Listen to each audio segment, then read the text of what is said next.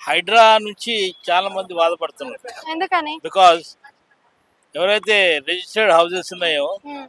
వాళ్ళందరూ డబ్బులు కట్టి అంటే వర్షాకాలం ఇబ్బంది పడొద్దు అని చెప్పి ప్రజలకు ఒక కరెక్టేనమ్మా, గవర్నమెంట్ కదా పర్మిషన్ ఇచ్చింది.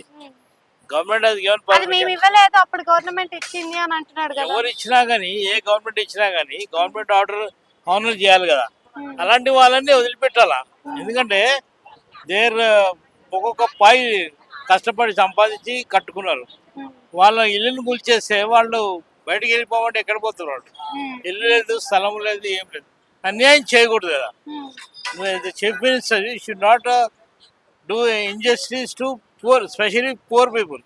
పవర్ పీపుల్ కోసం అని చెప్పేసి డబుల్ బెడ్రూమ్స్ ఇస్తాను అని అంటున్నాడు కదా, మరి ఇచ్చాడు కరెక్టే, ఇవ్వండి, వాళ్ళకి ఇవ్వండి. అలాంటి వాళ్ళకి, నష్టపోయిన వాళ్ళకి ఇవ్వండి, న్యాయం చేయండి. కదా. That is what we are asking. Free buses అంటే గత ప్రభుత్వానికి ఇప్పటికే చేంజెస్ ఏమంటారు మీరు అసలు? చేంజెస్ అంటే ఫ్రీ బస్ తో ladies are very happy. So free bus తీసేయాలని లేడీసే చెప్తున్నారు కదా, మరి మీరేమంటారు? అది వాళ్ళ అభిప్రాయం అనమాట. తీసేస్తే కూడా మంచిదే, ఎందుకంటే ఆర్టీసీకి భారం తగ్గుతుంది. Because RTC is carrying so many women. పని ఉన్నా లేకపోయినా they are travelling by bus. ఫ్రీగా ఉంది కదా, పోతున్నారు.